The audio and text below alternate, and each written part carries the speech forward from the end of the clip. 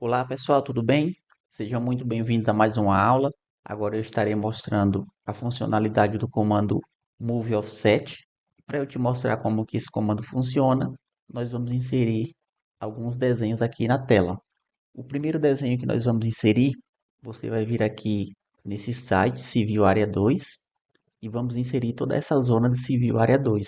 Clico em cima dela, arrasto e solto na tela. O próximo desenho que nós vamos inserir, ele está localizado aqui nesse site de equipamentos área 2. Vou abrir aqui e vou vir aqui nessa zona equipamentos área 2. Ó. Vou pegar esses dois equipamentos, vou arrastar e vou soltar aqui na tela. Vou clicar aqui em modo Explorer para ele ficar escondido aqui desse lado esquerdo e vou aproximar aqui desses equipamentos para a gente começar o nosso trabalho. Vou selecionar esse primeiro equipamento, vou vir aqui no comando Move, depois clico nessa opção Offset. Vou deixar essa janela aqui desse lado e essa outra janela eu vou deixar ela aqui embaixo. Vamos mover esse equipamento para a direção norte. Ó. Você vem aqui, vai alterar para norte e vamos inserir uma distância de 5.000 milímetros. Depois que você inserir a distância, é só você clicar em aplicar. O equipamento já foi movido com a distância que você determinou. Para você voltar para esse ponto onde ele já estava, você vem aqui e altera para a sul. Alterei para a direção sul, eu clico em aplicar. Automaticamente ele vai vir para o ponto inicial onde ele já estava. Agora eu quero mover ele para cima, que seria nessa direção up. Aqui você vai alterar para up, vou mover ele para cima 5.000 e aqui onde tem sul eu vou zerar. Ó. Depois que inseriu a medida é só você clicar em aplicar.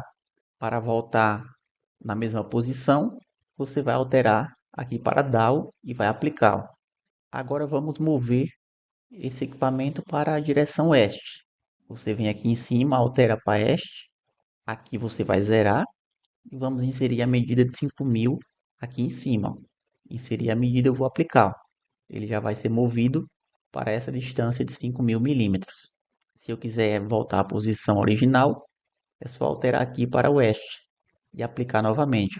Ele volta para a mesma posição. Agora eu vou mostrar outra funcionalidade aqui dentro desse mesmo comando. Você vai vir aqui nessa setinha onde tem Current Element e vai alterar para essa outra opção Graphical Peak. Vamos inserir a medida que você quer se deslocar olhando aqui para norte.